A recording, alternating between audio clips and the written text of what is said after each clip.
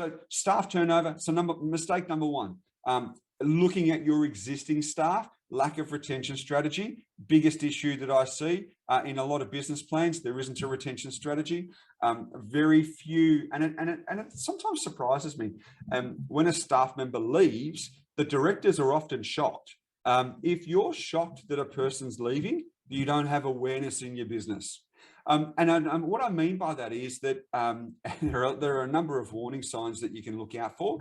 But what you probably need to be doing is, if you haven't offered, and we'll look at the reasons why staff leave, but if you don't have a career path, if you're not competitive in your salaries, if you're not offering flexibility, if you're not offering a whole package, like what's your offer to the staff? If there isn't training and growth and progression, if there isn't all those sorts of things, then don't be surprised if you get one of these, which is one of those envelopes. And this is my actual computer here, and this is what I hated. Friday afternoons, regularly I would go into my office and I'd be out as a selling principal. I'd be out there, there'd be a little letter on there to say, Michael, private and confidential. And I knew exactly what was inside of that letter. All I had to do was open it up to find out which of the staff members was leaving. And I was always shocked. That was then. Now, if you're shocked now, then you really probably, as I said, don't have the awareness. What I think awareness of what's happening in your business, particularly if you're checking in with your staff. As I said, with the offices that I'm working in, we do monthly check-ins from an activity point of view. We look at 90-day action plans, what's happening inside and outside of your world. And it's important because I think off the back of 2 years of being in COVID, no longer can you have a separation. There is no clear distinction between what's work and what's personal.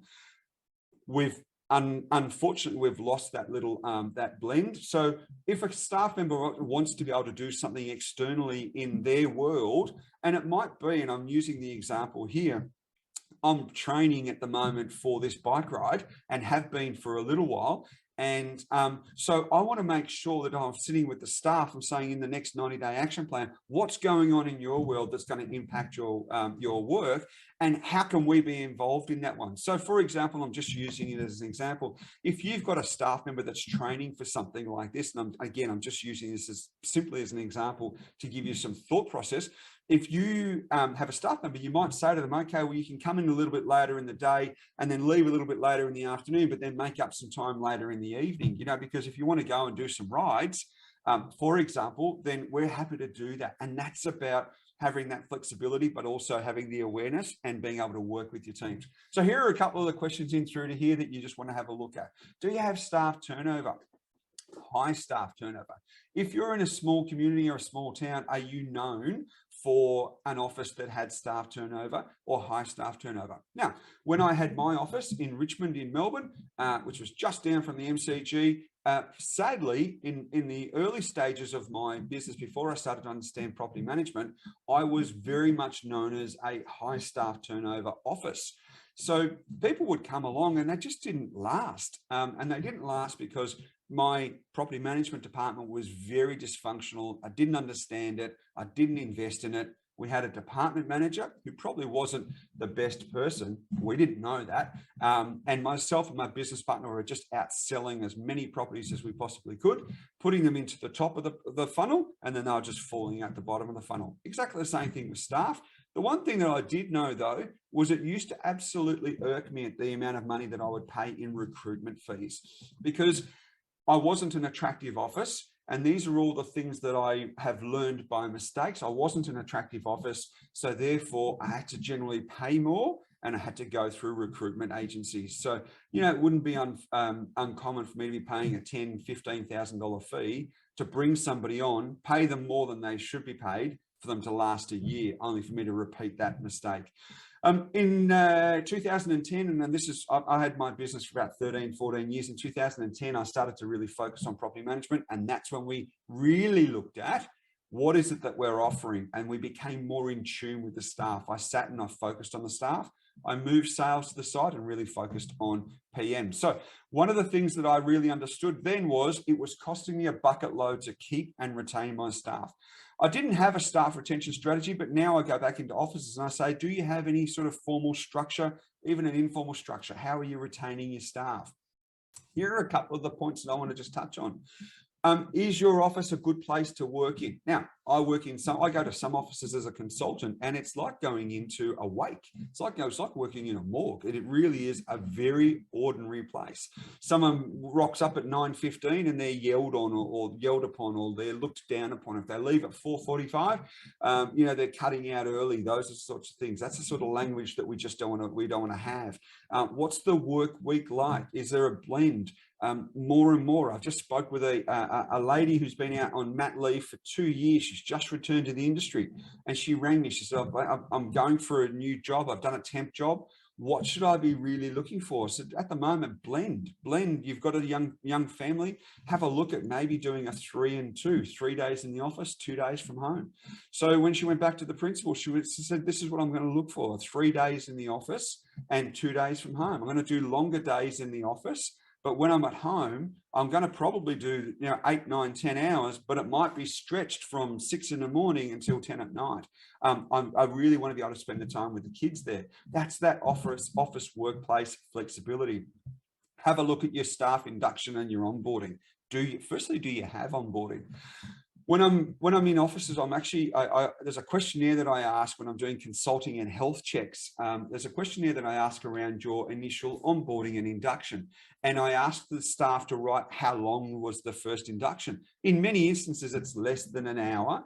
Now, if your induction person starts on a Monday, you get them a cup of coffee, 9 o'clock, Monday, show them around, introduce them to the people in the office, show them their desk. And if by 9:50 your induction is done, you're stuffing it up completely.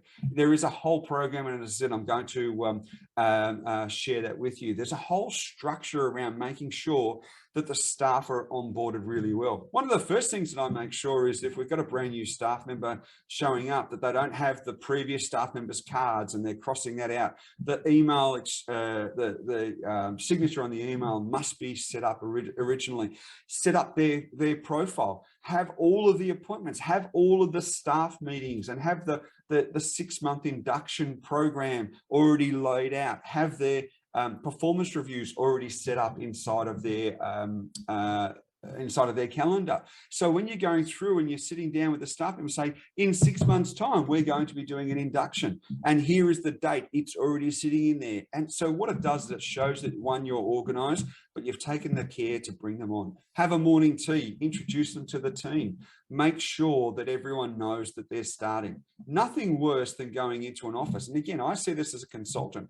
I go into offices and I'll go and sit into a little desk or an area or an office or somewhere, and I'll be working there for 3, 4, 5 days. And there'll be staff members there that I haven't actually met unless I introduce myself.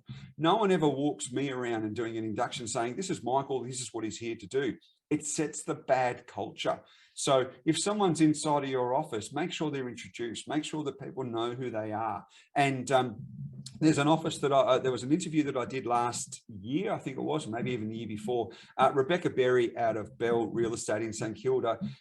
She has a fantastic onboarding program. The Bell office is in Richmond and South Yarra. I can remember talking to them, and they were talking about the fact that for the first week, a property manager doesn't touch a property. They spend the first 5 days, and depending on their role, the first couple of days is with shadowing other people. So, they might spend some time on reception, spend some time at trust, spend some time out with sales, so that they get an understanding of, one, the business is not your desk, the business is the bigger part, and it just makes sure that you're onboarding the people correctly. Opportunity for upskilling, retention bonuses. I think it was about 3-4 months ago, I did an interview with the Woodard's office, and Jason there was talking about how he pays a bonus to his staff at the key staff, not all staff, but he pays a bonus at years 2, 3, 4, 5, 6, 7, 8, 9, 10. And what he's done is he looked at that and said, what was the cost of me paying for recruitment fees, or the cost of me putting that recruitment fees back into the staff? Now, that may be a bonus, and it was a really unique idea, and I thought it was really good. I think there's a couple of interviews on my YouTube channel around that. from Woodards. But I think there's some really good ideas there, but you might also have a look at saying, okay, well, maybe on year 2, for every year that you stay with us, you get an extra couple of days of annual leave. You're here with us if you get your 4 weeks, if you're here with us for 3 years, you might get 4 weeks and 3 days. You're here with us for 4 years, you might get 4 weeks and 4 days. So you're now starting to have a look at what's the ongoing retention strategy. And end-to-end property management, I've thrown that one in through to there. That's just no longer attractive. If you've got, doesn't matter how many properties you're managing, if you're managing end-to-end, I think that's old school, property management old school. You really need to be able to look and say, let's just make sure we've got the right people doing the right tasks and the right skill sets. So if you have seniors, which seems to be the most difficult role to try and replace, make sure your seniors are really focused on outbound customer relationship, not sitting there typing up condition reports or sitting there prepping leases. They're the sorts of things that can be outsourced either through to VAs or to juniors, maybe reception, an admin person, but make sure the skill set's right. So it needs to be, the job needs to be stimulating. You don't want to have a property manager 10 years into the game still doing, and again, this interview that I did last night, leasing person, he's saying, you know, I've been doing this for 6 years. I don't want to be going out there and just doing routines. So we're now looking at blending that with business development as well. Increased earning capacity, incentives, rather than on an annual basis. And I spoke with a principal about this the other day, where he said, it seems to be every performance review, we get caught up speaking about pay rises. Now, in all of the performance reviews I do, pay rises don't even come into it. We make sure that pay rises are not a topic of conversation because it's about performance review. There should already be incentives put into an office. And what I've tried to do over the structure of portfolios is that if we have a look at every income source that the property management department brings in, if we can try and share that with the team, therefore it means that the more activity that happens through the team, that gets shared amongst the portfolios. So what do I mean by that? Every time a property gets listed on the internet, if we're charging, let's just say whatever it is in your area, let's just say it's $300, maybe $20 of that $300 goes to the property management pod team. If a board gets up and we're charging $120 for a board, maybe $20 or $15 or $10 goes to the board.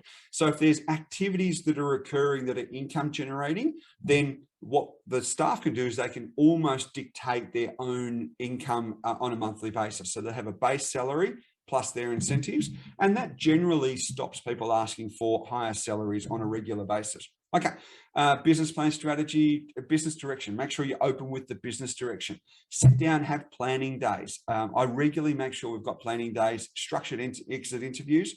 Really, really important to make sure you've got exit interviews to find out what it is, what's the main reason why staff are actually leaving. Okay, let's kick in through to these. And so I've got a lot to get through. LinkedIn Workplace Learning Report, you can download this. Just Google it. LinkedIn conducted a study, found that 94% of employees indicated they'd stay at a company as long as the company helps them learn. So my question to you is, as a business, what is your training strategy? What is your learning strategy? If you don't have one, then you might want to actually implement one. I drew this, I was listening to a webinar the other day, and it was all about staff and recruitment and those sorts of things. And I came up with this sort of little diagram. In business, we often look at our assets and liabilities from a chattel point of view. We look at our assets and liabilities from a, vehicles or equipment or even asset value. What's the rent roll worth? Maybe just do a line in the sand here and just draw a little, hopefully no one in the chat here their name is there, but maybe just go in through and have a look and see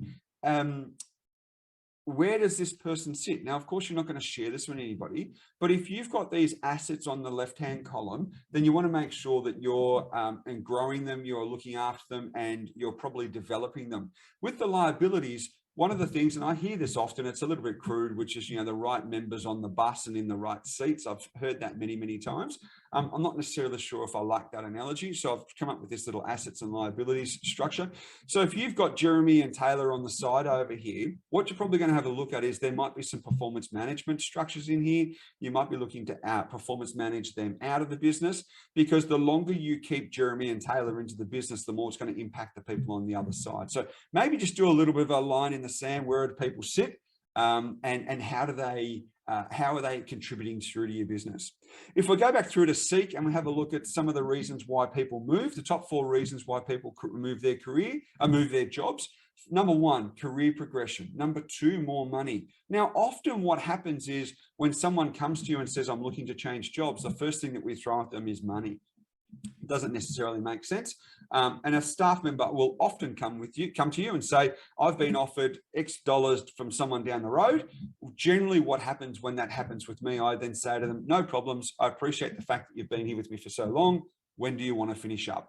So it's typically a form of negotiation. It's not one that works really, really well, because the moment someone says, I've been offered something, they've either been through an interview or they've been through the process. So they're mentally starting to already check out. And the only reason they'll stay is if you pay them more money. If you're at that stage, the relationship's already soured. You should already know where people are at. You should be paying competitive market salaries. You should already have incentive for people to be able to stay with your role. The number 3, and I was really surprised at the number 3 reasons why people change jobs, is poor leadership. In the businesses that I tend to spend time in, I find that there's a lot of leaders that have just grown older. They've never actually developed their leadership skill. And there are a lot of principals that have just gone aboard a business. They don't actually have proper leadership skills, or they don't know how to understand, they don't know how to develop a culture in their workplace. So that one I thought was a little bit low. I thought that would have been much higher. And then burnout, lack of work-life balance. As I said, I think work-life balance is a bit of a furphy. I don't necessarily think there is that blend anymore. We should be able to incorporate work and life together as one, and do that often enough and be able to accommodate people's work life into the business. Okay. In property management, we often will have a look at what the cost of our vacancy rate is, but very rarely have a look at the staff vacancy. Let's just work this out. So in a 365-day year, which I've got down to here, there's about 250 working days, give or take. Depending on the states, there's different public holidays, but it's about 250 working days. If a person was on a package of, say, 70 plus super, so 70,000, 77,000, what would be the daily rate? And it's about $308 per day. And if you factor in the cost of 1 month's vacancy, so it's $308 per 30 days of being vacant, there's $9,500 worth of lost productivity. Now, you play with the maths, you play with the figures, but if we had $9,500 worth of vacancy in our rental department, we would be jumping up and down. We would be screaming. A landlord would be screaming. But sadly, as principals, I often don't see people looking at their vacancies in this way. So if you've got $9,000 in lost productivity for one person leaving and being vacant for a month. Now, also when we talk about vacancy, let's have a look at, you might have someone sitting in the seat, but if you've got a person that started, say, Monday this week, it might take them a month, 2 months, 3 months, 4 months to be at the comparable level as to the person that they replaced. So in that regard, you've also still got lost productivity. So let's have a look at what the real cost is. And if you're not factoring that into your business, then you really need to be. So does it make sense to be spending time on training? Sure. And I regularly, as a trainer, I regularly hear that training is the first thing that gets cut when things get tight. The first thing that should be invested in is training, not because I'm a trainer, but that you want to try and develop your team, because one, it retains your team. This is the Trello board that I'm going to be running through, and we've already started to put this together. The 7-week coaching program kicks off on the 20th of July. We'll run a webinar from 8:30 to 10 o'clock, and that'll be a 90-minute webinar around that particular subject. So it's, number 1, staff retention, and we'll deep dive into this. And then you'll have the Trello board if you want to participate with us. And then we'll come back at 12 to 1 o'clock and we'll go through like a Q&A. How do we plan through this?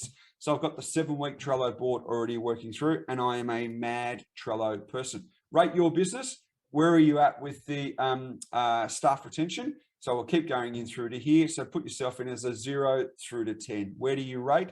0, not very well. 5, acceptable. 10, outstanding. So let's just keep kicking through to here. What was the one thing that you picked up from? Now, again, I'm going to fly through this because you've got the booklet there.